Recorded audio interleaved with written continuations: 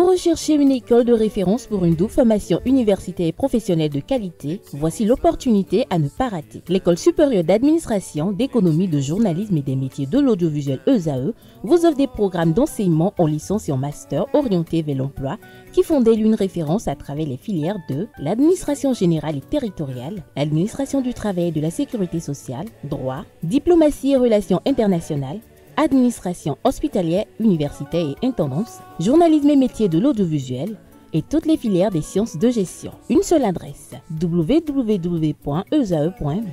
Rendez-vous dès maintenant sur nos campus ESAE Bedromende au numéro 90 93 65 21 ou au numéro 98 98 14 00. Paracourt sur le numéro 52 46 12 12. Aboumé-Calavi au numéro 52 88 44 44. Akpata au numéro 52 88 33 33. ESAE, l'excellence à un nom.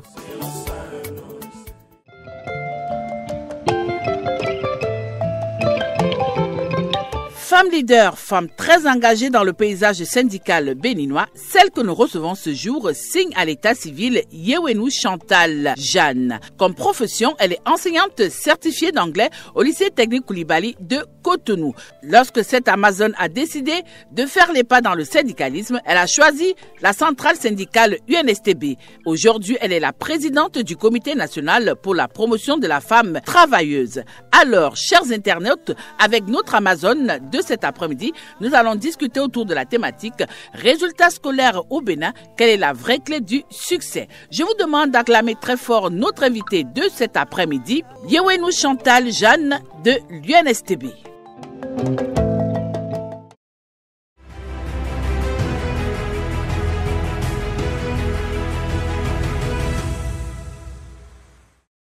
Mesdames et messieurs, bon après-midi. Vous êtes sur ESAE Télévision, c'est votre émission Politiquement Féminin. Politiquement Féminin de cet après-midi reçoit pour vous Chantal Jeanne Yewenou. Elle est enseignante et présidente du comité des femmes travailleuses de l'UNSTB. Bonsoir. Bonsoir, Madame Tatiana. Avec notre invité, résultats scolaires au Bénin, quelle est la vraie clé du succès? Alors, l'échange, l'entretien, ce sera avec moi. Et tout à l'heure, comme vous êtes quand même une enseignante, celle-là qui a amené à former des gens, on a décidé de vous offrir quelque chose avant la fin de notre émission. Ça va? Ça va, merci. Alors, dites-nous très rapidement, comment est-ce que vous avez trouvé votre présentation? Je l'apprécie beaucoup. Merci beaucoup à vous. J'apprécie la façon dont vous m'avez titré. Ça m'a fait plaisir. C'est vrai que encore plus d'autres aptitudes professionnelles, j'en ai. Mais c'est déjà bon pour le peu que vous avez dit. Merci. Alors, le 1er août, le 1er août dernier, nous avons quand même célébré notre fête d'indépendance. 60 ans, c'est pas petit. Alors, dites-nous un peu, comment est-ce que vous avez apprécié les festivités de cette fête d'indépendance? Merci. Le 1er août 2025 a été quand même une célébration exceptionnelle. Je l'ai appréciée du côté, franchement, de l'organisation et aussi, surtout, de la discussion que le chef de l'État a eue avec la jeunesse.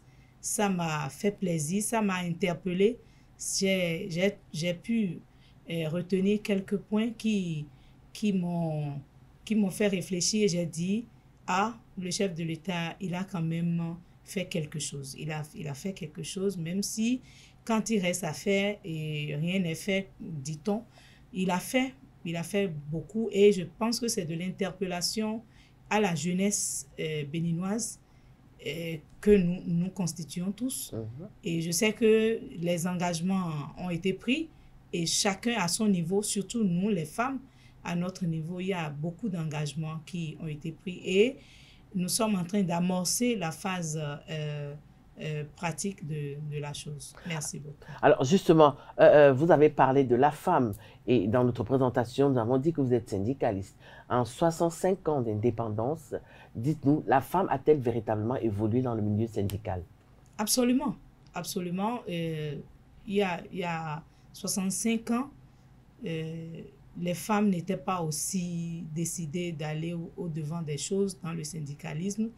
et dû aux facteurs socio-culturels dans le temps. Mais aujourd'hui, il y a un bris. Il y a un bris qui se fait sentir.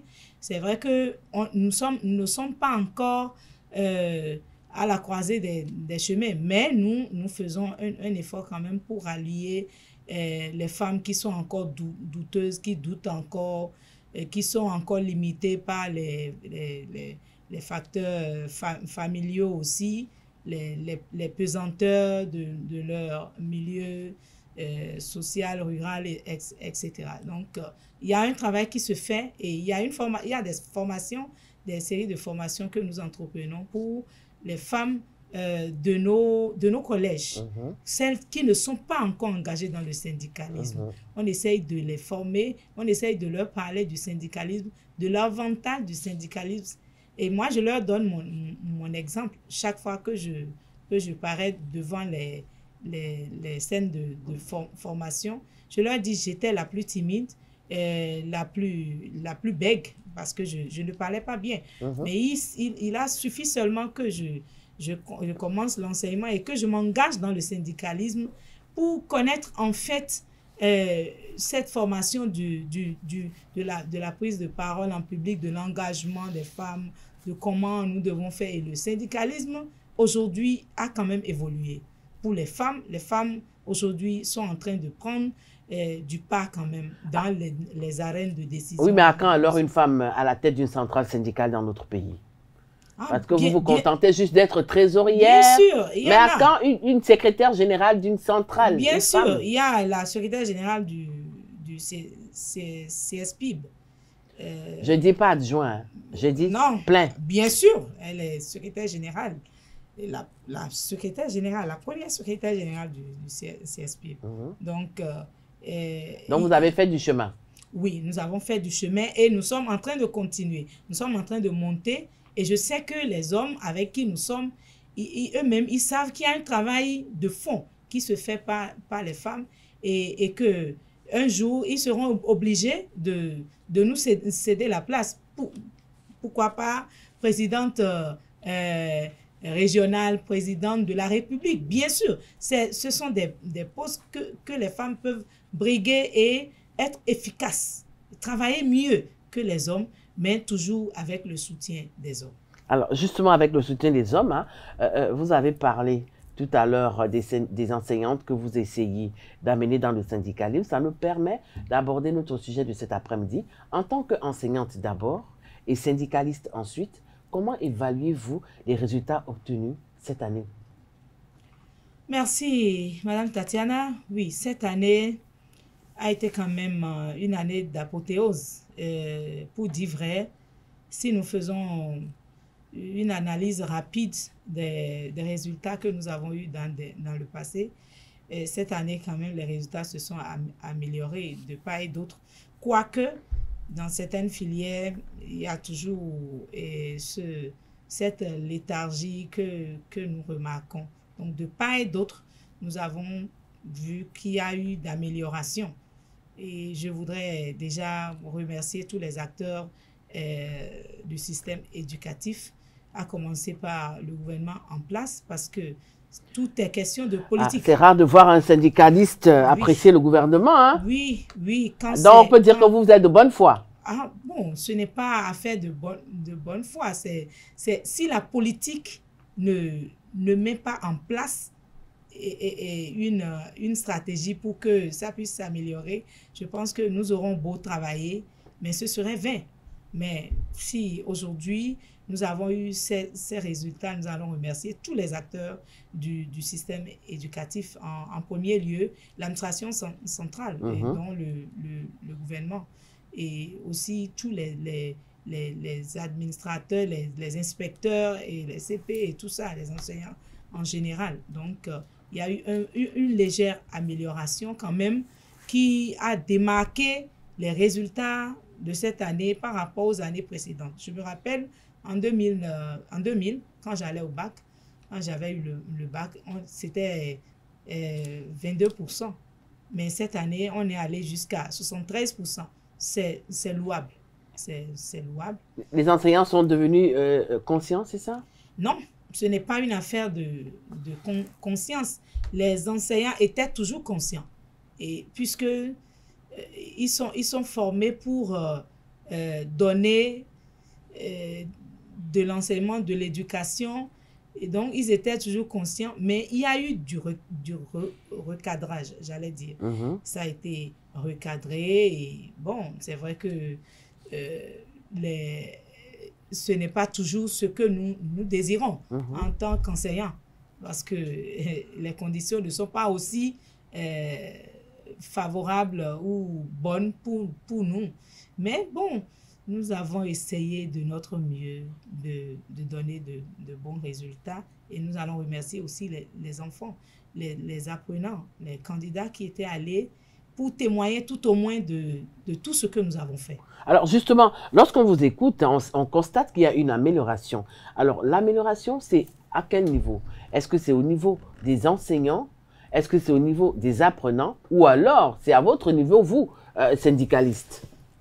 Oui, l'amélioration, je vais dire, du point de vue quantitatif, il y a eu beaucoup de candidats qui sont admis, mais la qualité reste encore à revoir. Parce que pour dire vrai, quand on parle d'amélioration, les enseignants, oui, nous avons amélioré nos prestations. L'administration centrale a fait ce qu'elle peut.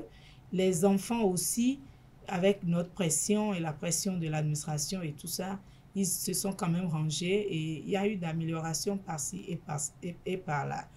Mais je parle toujours de la qualité. Quand je parle de la qualité, permettez-moi de dire que ce n'est pas encore ça. Parce que, vous insistez dessus? Oui, j'insiste. Parce que j'ai eu à travailler avec des apprenants que je connais bien, mais qui ne peuvent même pas s'exprimer dans la langue de Molière correctement. Et ma langue de Shakespeare souffre. Oui, l'anglais souffre. Donc, je ne peux pas dire que à leur niveau, il y a eu une amélioration pour autant. Mais, quoique, ils aient quand même donné. Ils ont donné. Donc, tout est question ici de revoir un peu tout le système éducatif. En tout cas, nous y revenons. Alors, on va revoir le système éducatif.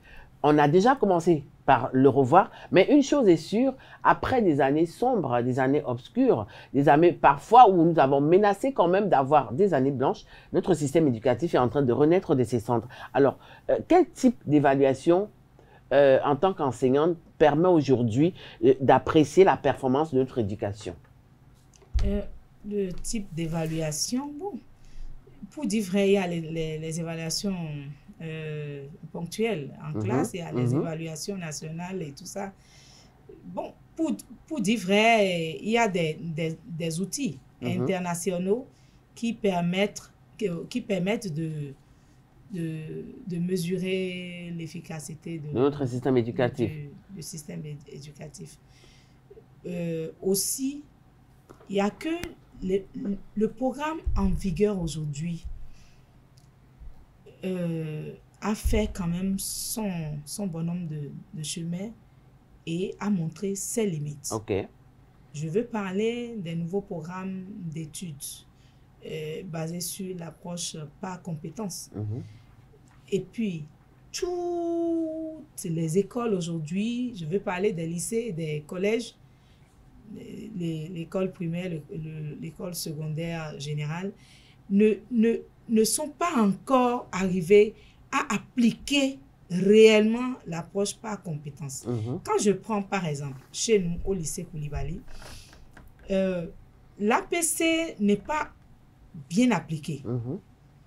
C'est vrai que nos inspecteurs font un travail de fond et des enseignants sont en train d'être impliqués dans le travail, mais il reste encore à faire.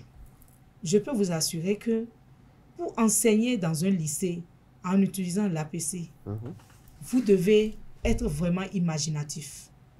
Oui. À ce point? Vous devez vraiment être imaginatif. Vous devez avoir vous devez savoir ce que vous voulez enseigner et vous devez aller de façon rapide et vite, de manière à ce que votre apprenant puisse cerner rapidement ce que vous voulez passer comme information et comme message. Vous voyez. Donc, quand je prends un programme comme ça, qui peine à décoller dans l'enseignement technique, je me dis, est-ce qu'il ne faut pas se rasseoir et revoir certaines choses, redéfinir certaines stratégies, impliquer les acteurs que nous sommes, les enseignants qui sont sur le terrain, pas seulement les inspecteurs, parce que les inspecteurs, oui, mais les enseignants qui sont sur le terrain ont un grand rôle à jouer dans cette assise pour revoir le programme, pour revoir l'approche, pour que nous puissions quand même former des enfants ou des apprenants utiles qu'on peut utiliser sur le marché de l'emploi. C'est comme si nous les formons juste théoriquement. Et quand ils viennent sur le terrain, il leur faut de l'immersion, beaucoup d'immersion pour se rendre compte que, en fait, c'est de cela qu'on me parlait depuis des années. Donc, il y a un problème vraiment au niveau de nos programmes d'études. Oui, mais vous parlez de programmes d'études. Est-ce que, en tant qu'enseignante, lorsque vous regardez tout ce que les apprenants ont comme matière, est-ce qu'aujourd'hui, il n'y a pas des matières qu'on doit mettre de côté? Oui, c'est en cela que je disais que le programme en vigueur ou les curricula devraient être revus et réorientés pour qu'on puisse quand même trouver ou redéfinir des filières ou des séries dont nous avons besoin. Parce qu'aujourd'hui, quand vous analysez les résultats, vous voyez que la grande majorité des admis sont en série littéraire. Alors que je ne sais pas si cela correspond avec les objectifs de développement du Bénin. Nous avons, en temps normal, besoin des scientifiques pour développer notre pays. Vous voyez, et même ces scientifiques, ces enfants scientifiques qui sont admis, ils sont souvent issus des écoles, la plupart, où il n'y a même pas de laboratoire pour faire les expériences. Les enfants ne connaissent pas les phénomènes scientifiques. Ils ne connaissent pas ça. Ils n'ont jamais vu ça. On leur a dit ça seulement. Et ça devient de la tautologie dans leur bouche. Ils répètent comme des perroquets. Mais au-delà, nous devons aller dans l'orientation. Et ça, je le dirai après, il faut qu'on aille dans une orientation depuis la base. OK. Que ce ne soit pas, c'est après le BPC que l'enfant va commencer à se chercher. Donc, vous voulez dire qu'à partir de la 6e déjà? Ce n'est pas la 6e. Depuis le primaire. D'accord. Depuis le primaire, déjà, il faut que l'enfant, déjà avec le CE1, à partir du CE1, que l'enfant commence qu'on commence à mesurer sa performance, sa compétence dans un domaine et qu'on commence à l'y orienter dedans en même temps pour qu'il soit vraiment efficace. Nous avons besoin des scientifiques au Bénin. Alors, le nouveau blason de notre système éducatif qui est en train de renaître de ses cendres passe forcément par les réformes entreprises par le gouvernement depuis 2016. Je maintiens toujours le fait que vous êtes enseignante, mais également syndicaliste. Alors, dites-nous un peu, comment avez-vous accueilli ces réformes, d'abord en tant qu'enseignante et ensuite en tant que syndicaliste, quand on sait que vous, les syndicalistes, vous n'avez pas beaucoup approuvé certaines de ces réformes? Oui, merci beaucoup, Madame Tatiana.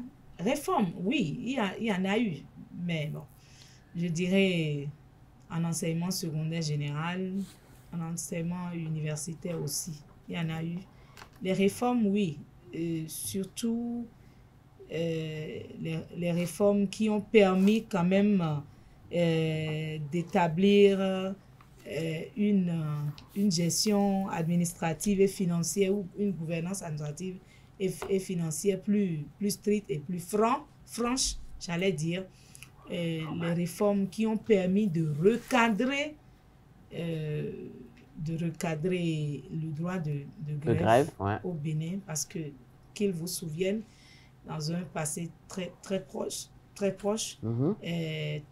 récent, j'allais dire, et vous voyez, avec les grèves perlées, tout ce qu'il y avait eu, du fait de la non-satisfaction des revendications des syndicalistes, il y a eu beaucoup de mouvements qui ont fait que, qui n'avaient fait que réduire le temps d'enseignement aux apprenants, et ça a constitué des lacunes qui ont été corrigées, mais difficilement. Et donc, les réformes, oui, les réformes structurelles, institutionnelles, oui, c'est bon.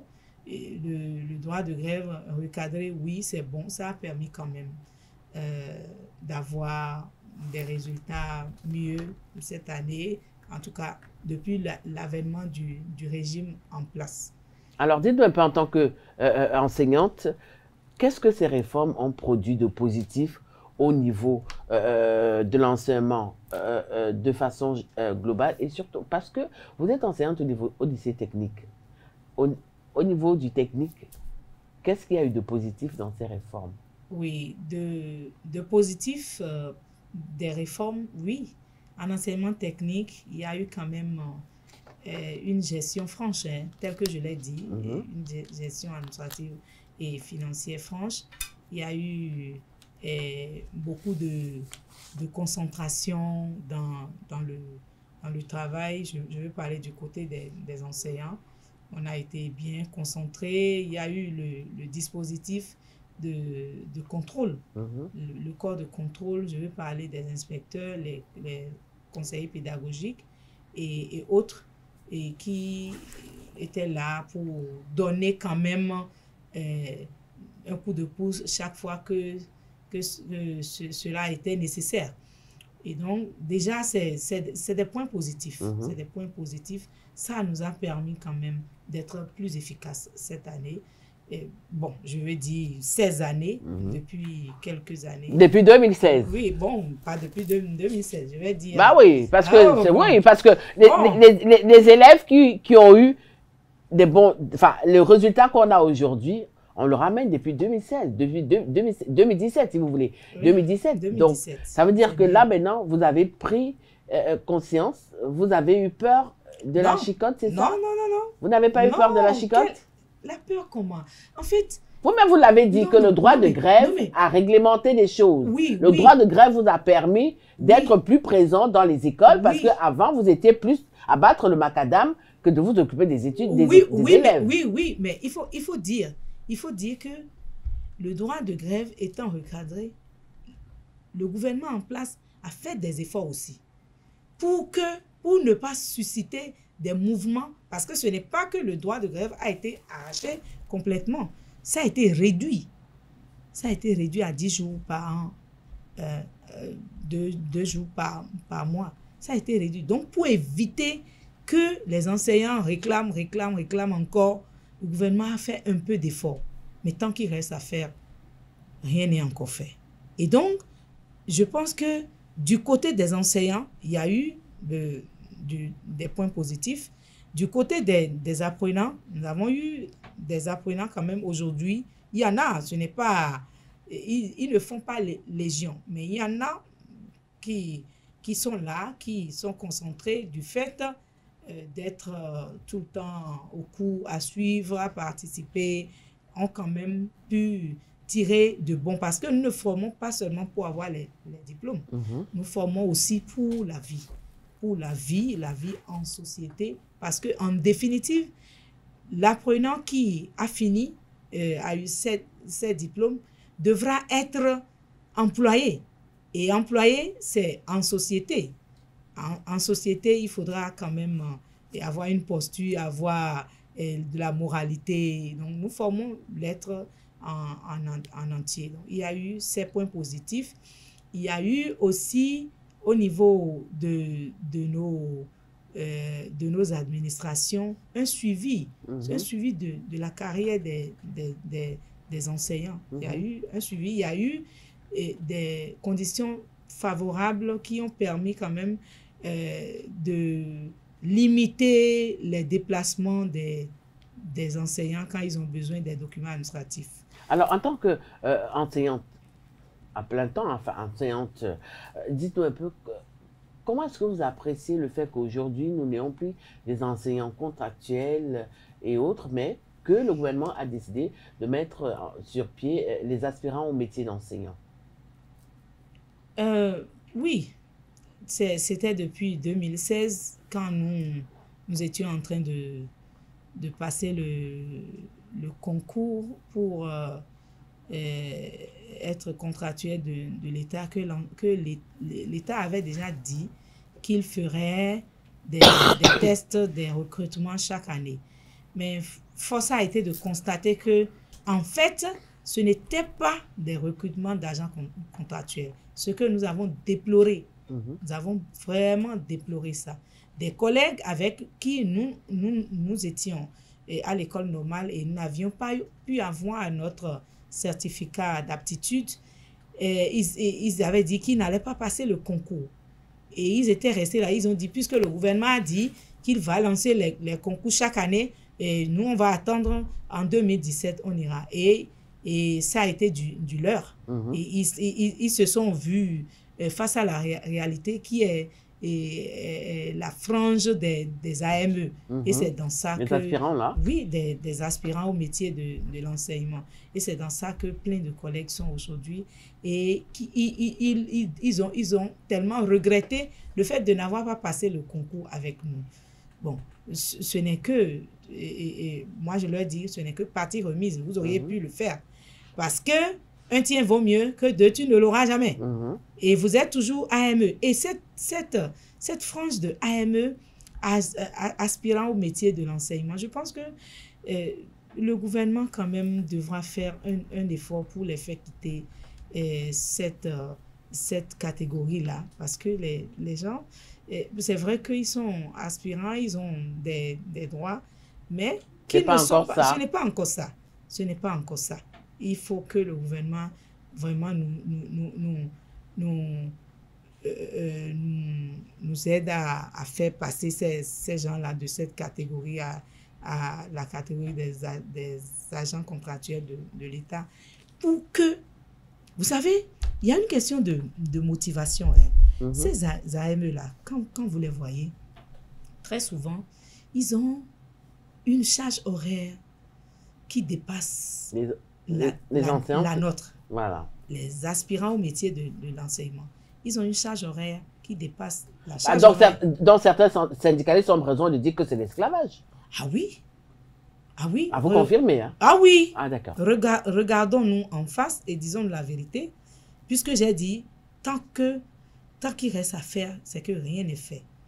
Vous voyez, ces gens-là, il y en a qui ont 26 heures, 28 heures, il y a 3 ans ou 4 ans passés, 32 heures. C'est terrible. Pour une semaine. Et pour combien?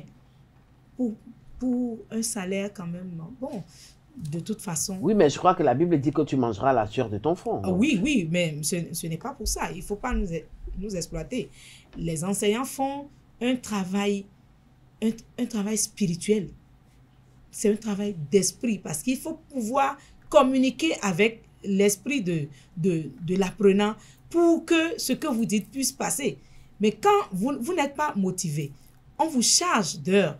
Vous avez beaucoup de filières à enseigner et avec différents programmes que vous devez assimiler et passer l'information. Ça fait que vraiment, le gouvernement devra quand même y penser et travailler dans ce sens à faire quitter nos collègues de la frange des aspirants vers la frange des agents contractuels de l'État. Alors aujourd'hui, je vous pose la question de savoir, lorsqu'on regarde ces résultats que nous acclamons tous, en tant qu'enseignante et en tant que syndicaliste, est-ce qu'on devrait investir dans les infrastructures, dans la formation des enseignants ou alors plus motiver les apprenants? Ah oui, pour dire vrai, il faut une action de façon claire à tous les niveaux. Au niveau des enseignants, aujourd'hui, il faut que le gouvernement investisse.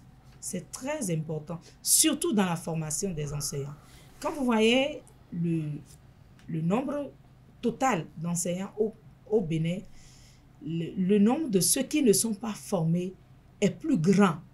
C'est une grande partie des enseignants au Bénin qui n'est pas formée. Je veux parler des écoles normales qui forment au niveau de la pédagogie, la didactique de la matière. Il faut que, donc, s'il y a un investissement à faire, il faut que l'État investisse dans la formation des enseignants, que l'État investisse aussi dans la mise en place ou la réhabilitation des salles de classe. Aujourd'hui, à Porto Novo, il y a des écoles dont les classes sont surpeuplées. Vous voyez, une classe de 60, 70, 80 apprenants gardés par un AME et qui doit enseigner 2 matières à la fois, la communication écrite et la rédaction ou quoi là, en français, vous voyez. Donc, c'est tellement compliqué. Quand il fait une interrogation, il a 80 copies. Alors que dans les 2 matières là, il doit avoir 2 interrogations ou 3 par trimestre ou par semestre. Ce qui devient compliqué. Donc, et pour un enseignant pareil qui n'a pas la formation, je vous assure, il va bâcler. Il va bâcler, et donc que l'État investisse dans la formation des enseignants, dans la mise en place de beaucoup plus d'infrastructures scolaires. Je veux parler des classes et consorts. Et aussi, je voudrais faire ce plaidoyer. Mon plaidoyer serait que l'État pense à diminuer la contribution scolaire des apprenants en série scientifique. Parce que nous avons besoin des scientifiques pour développer notre pays. Ce n'est pas que nous occultons les littéraires, que le gouvernement aide les parents, ou du moins fasse une promotion des séries scientifiques en diminuant la contribution scolaire, par exemple. Vous allez voir que du coup, beaucoup... Les gens vous diront que c'est la même école, hein? Ah oui, c'est la même école. Si on doit diminuer pour les scientifiques, les littéraires vous diront qu'il faut aussi diminuer chez les littéraires. Non, si nous avons un objectif, et notre objectif, c'est de fabriquer plus de scientifiques, nous devons quand même faire quelque chose pour cette série-là, pour qu'il y ait une ruée. Vous allez voir beaucoup d'élèves vont accourir vers les séries scientifiques, et nous aurons plus les scientifiques, et avec les infrastructures, les expérimentations qui seront faites, en tout cas, différentes activités pédagogiques, tout cela fera qu'on aura des scientifiques bien formés, et cela constituera la base du décollement, du développement de notre pays. Voilà, Madame Chantal Jeanne Yewenou, l'entretien a pris fin avec moi. Je vous ai promis quelque chose de bien, quelque chose d'agréable. Donc, je vous invite donc à accueillir le loup Romaric et la louve Billy.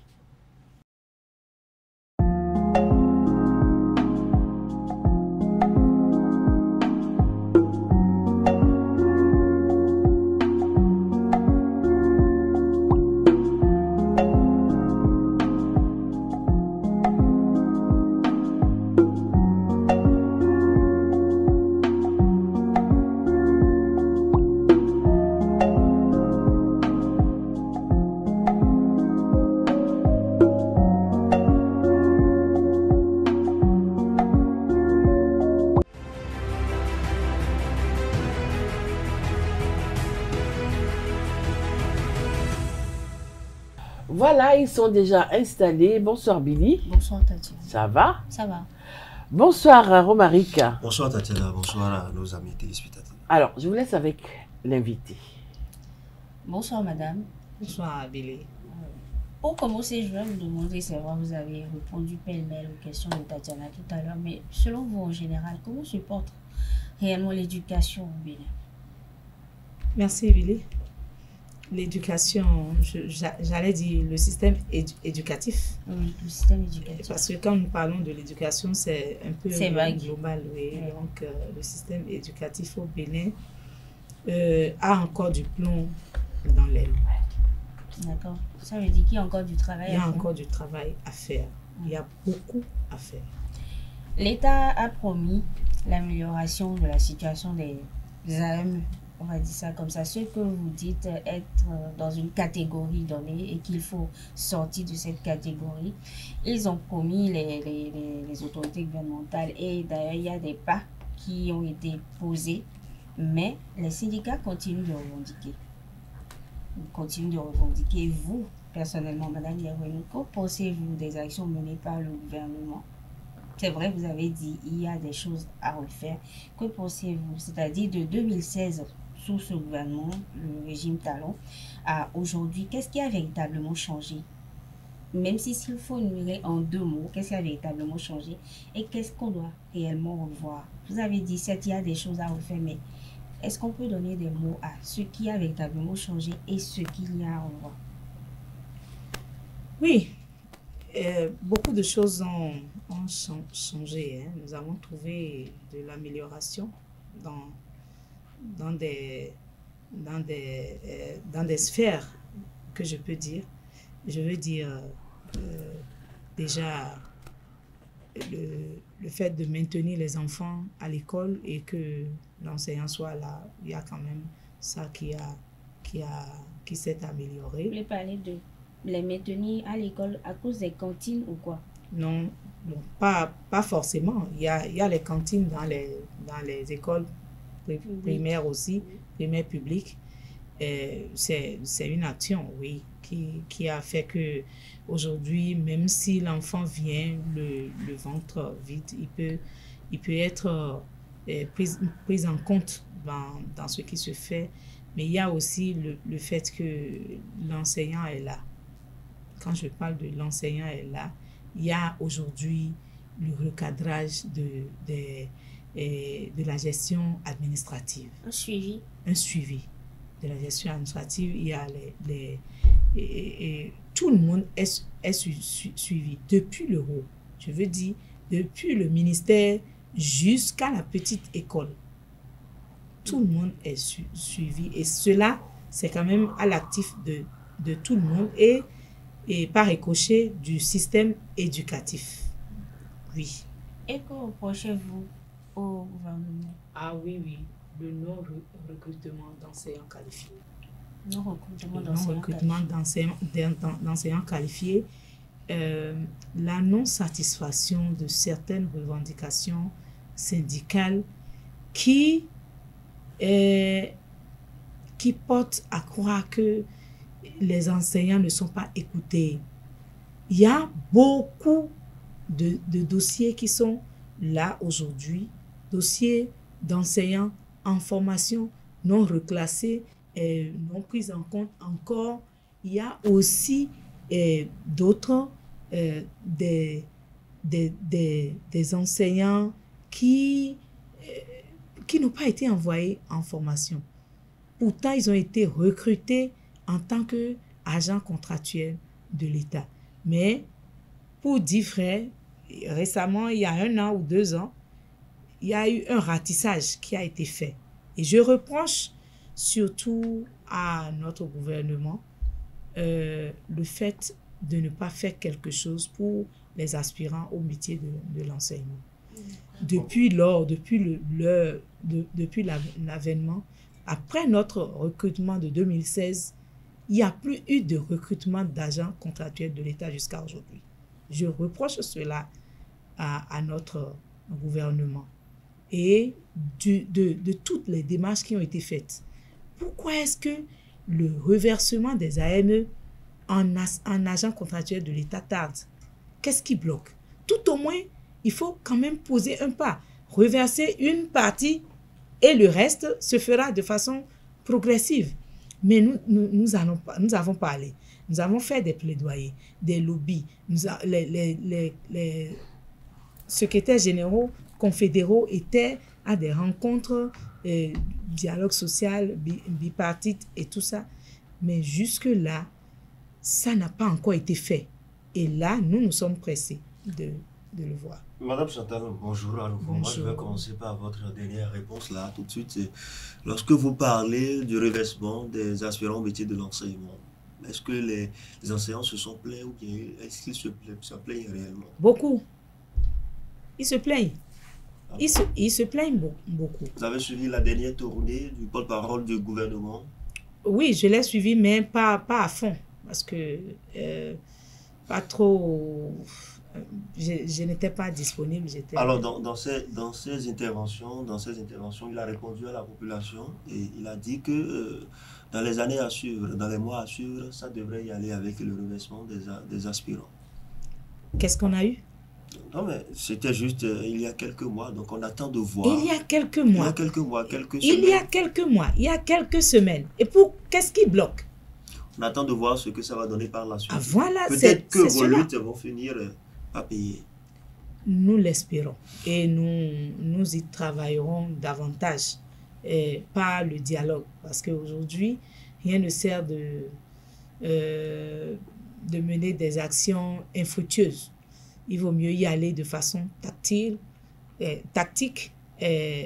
avec des stratégies prédéfinies dans le dialogue. Parce qu'avec le dialogue, on obtient beaucoup plus. Alors, je voudrais que vous répondriez simplement à cette question, la vraie clé du succès des résultats de fin d'année, de l'année écoulée. La vraie clé, est-ce que c'est le gouvernement? Est-ce que c'est les enseignants? Oh non. Les apprenants? Oh non. C'est pas le gouvernement, ce n'est pas... Je ne dirais pas que la vraie clé, pour dire vrai... Parce que d'aucuns disent que c'est parce que le président Patrice Talon est en fin de mandat qu'il a fait passer librement les enfants en classe supérieure. C'est pas vrai. C'est pas vrai, parce que c'est nous qui corrigeons les examens. Nous avons une grille. Nous avons des grilles. Donc, quand moi j'entends que les gens disent c'est parce qu'il est en fin de mandat, je dis c'est faux. C'est faux. Les épreuves, c'est nous qui avons proposé les épreuves. Et nous avons proposé les épreuves. Je veux parler des examens de fin d'année. Nous avons proposé les épreuves en nous basant sur ce que nous avons enseigné. Et pour dire vrai, qu'est-ce qui a fait que cette année, ou du moins il y a 2 ans ou 3 ans, les résultats s'améliorent? Cette année surtout. La vraie clé du succès. Oui, c'est ça je veux. C'est ça, non? Oui. C'est la formation des enseignants. Hein? Oui. C'est vous qui avez écrit à la place des études. Non. Vous savez, le peu d'enseignants qui ont été formés là, je veux parler des promotions 2012, 2014, 2016, qui sont sortis nouvellement des écoles là. Il y en a parmi eux, dont moi, qui étaient capétiens, qui étaient professeurs certifiés. Et donc, qui n'avaient pas eu le diplôme pour aller au concours. Donc c'est vous. Ce n'est pas moi seul. Non, je ne parle pas de vous. Mais oui, c'est ça. Vous voyez, nous faisons un travail remarquable, mais dans le silence. Et dans l'humilité. Qui a conduit à ce silence-là. Oh non. Vous auriez pu vous mettre à gréver. Ce n'est pas ça. D'accord. Vous savez, la force du syndicat, la force aussi dans le silence. Du syndicat, c'est le silence aussi. Mais pourquoi vous faisiez autant de grèves? Non, mais... Avant 2017. Quand il y a matière, quelles sont les fonctions du syndicat? Le syndicat doit revendiquer. Et nous avons des outils par lesquels nous revendiquons. Et donc, quand nous parlons de la clé du succès, il y a eu cette formation-là. Il y a eu beaucoup d'investissements dans les travaux dirigés qui viennent à répétition. Vous allez voir que certains candidats sont sortis des classes et on dit que mais cette épreuve-là, ça ressemble à une épreuve que j'ai déjà traitée. Parce que beaucoup d'épreuves sont déjà passées. Les épreuves en travaux dirigés, des samedis, des mercredis soirs, qu'on fait, même au lycée Koulibaly, on les fait gratuitement. Ah oui, je peux vous le dire. Et je voudrais dire, donc on dit sincèrement, merci au gouvernement merci, alors. Hein? Merci à l'administration centrale. Donc, Qui est le gouvernement? Oui. Peut-on donc dire que les activités syndicales se portent bien sous ce régime? Oh non, comment vous pouvez dire ça? Donc, les activités syndicales ne se portent pas bien. Je vais vous prendre au mot. Nous le savons tous. On nous a Vous venez de limités. remercier l'administration. Ah, bien sûr, on nous a limités. Et ce n'est que quand nous parlons de limitation du droit de grève, la grève n'est qu'un outil. Il y a d'autres outils. Mais cet outil-là vous a permis, n'est-ce pas, a permis à ce que les enfants aient de bons résultats, n'est-ce pas, à la fin de l'année? Pas forcément. Pas forcément. Moi, je dirais forcément parce que, madame, excusez-moi, je dirais forcément parce que, vous savez, les enseignants avaient pour habitude de prendre peut-être 3 semaines de grève dans une année scolaire, 1 mois de grève, 2 mois de grève. On n'a pas eu ça depuis un certain temps. Et résultat, les enfants qui n'ont pas eu à gréver, n'ont pas eu à vivre, moi j'ai vécu ça, n'ont pas eu à vivre ça de 2017 jusqu'en 2025. Et c'est les enfants ce sont ces enfants-là qui ont été au CEP, ce sont ces enfants-là qui ont été au BEPC, ce sont ces enfants-là qui ont passé le CAP, ce sont ces enfants-là qui ont passé le baccalauréat. Et résultat, vous avez eu de gros pourcentages. Il faudra reconnaître ça, et c'est ce que j'ai dit. Vous savez, ce n'est pas parce qu'il n'y a pas eu grève ce que personne ne souhaite. Je peux vous dire que la grève, c'est la dernière action, c'est le dernier recours du syndicat. Le plus visible. Voilà. S'il y avait eu grève répétitive dans les années antérieures, c'est parce que peut-être le dialogue social n'a pas pu donner son efficacité. Qu'est-ce que je vous ai dit? Je vous ai dit aujourd'hui, c'est le dialogue social. Tout aujourd'hui, vous voyez le gouvernement en place, on dialogue, hein? Ouais. Les syndicats. Dialoguer avec le gouvernement. Ils nous appellent. Quand ils À veulent. des moments, quand ils veulent. Ah, c'est bon. Mais quand ils veulent poser des actions, ils le font. Sans tambour, mais Sans ils le tambour, font. mais ils le font. Vous allez voir qu'aujourd'hui, il y a quelque chose quand même qui s'est amélioré dans les conditions de vie des enseignants. Ça fait qu'aujourd'hui, quoi qu'on reproche encore des choses, il y a beaucoup. Vous avez eu de la carotte. Il y a quand même quelque chose qui est fait, qui a été fait. Oui. Ça a fait que ça a limité, voyez, ça a limité jusqu'au dernier recours, qui est la grève.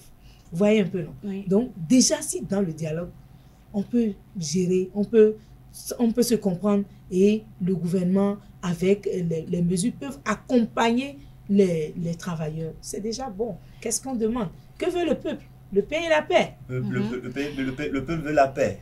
Oui. Madame Yerenou, vous l'avez dit tout à l'heure, vous travaillez à emmener suffisamment de femmes enseignantes à la vie syndicale. Vous l'avez dit tout à l'heure au début de l'émission.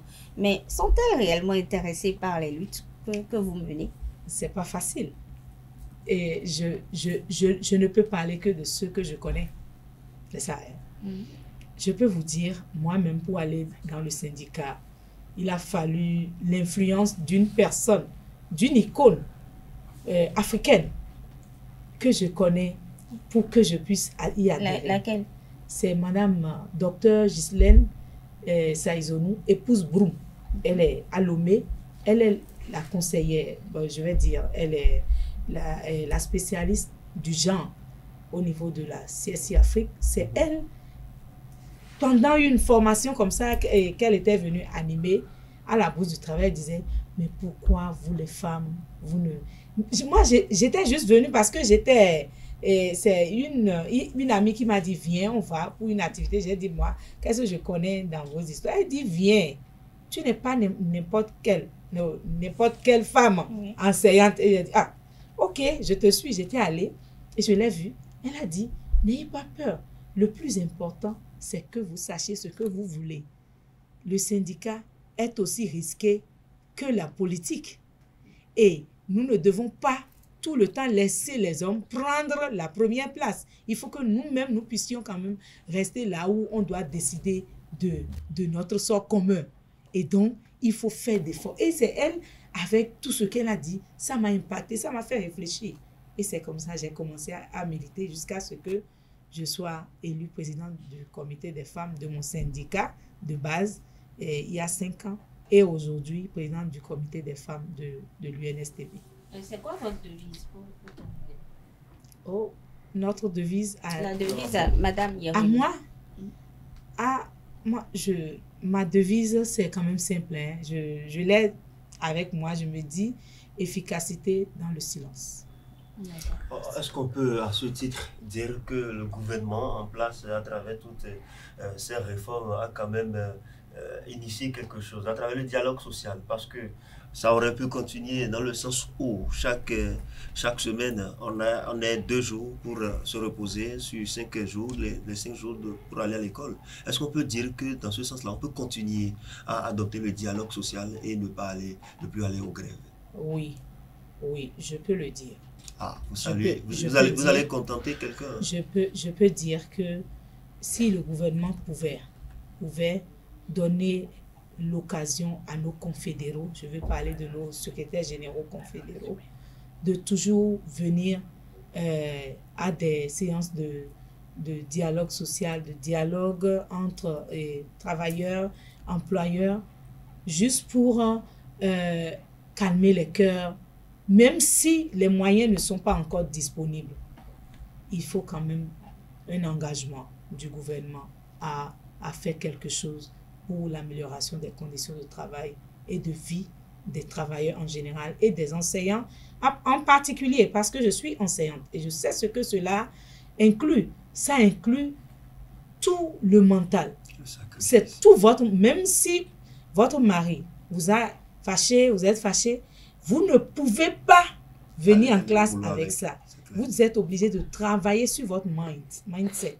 Vous êtes obligé de vous régler et de lire en ces enfants-là l'innocence. De lire en eux l'innocence. Ils ne vous ont rien fait. Donc, vous êtes obligé de travailler avec eux, de les aider à acquérir, ou du moins, de les rendre tels que vous êtes. Et c'est là, moi, mon plus fort.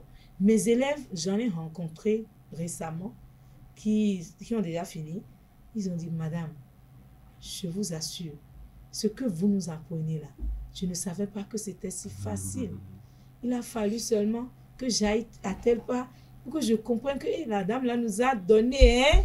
Et j'ai dit, ah oui, c'est mon travail. Ça, c'est le bon retour. Et comme le dira quelqu'un sur ce plateau, la paix est mieux. Ah oui, la paix est mieux, merci. Merci le loup.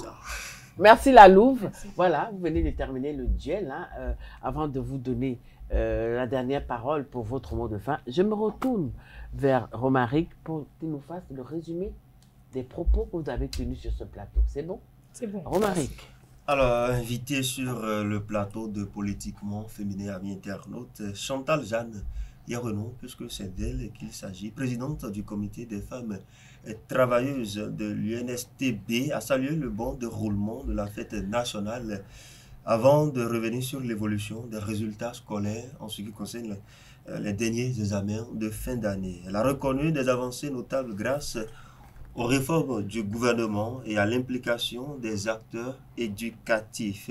Toutefois, elle a émis des réserves sur la qualité réelle de l'enseignement, pointant donc une mauvaise application de l'approche par compétence, ou du moins il reste à faire. Elle a plaidé pour une réorientation des filières dès le primaire afin de répondre aux besoins du développement national et pour une meilleure prise en compte des aspirants enseignants, sans oublier la nécessité d'investissement dans la formation des enseignants et les infrastructures éducatives. Sur le plan syndical, elle a salué la montée de l'engagement féminin tout en appelant à renforcer l'implication des femmes à travers des formations et des ateliers. Elle a enfin lancé un plaidoyer pour la réduction, n'est-ce pas, des frais de scolarité dans les filières scientifiques pour plus d'équité et d'attractivité. Voilà un peu ce dont il a été question sur ce plateau.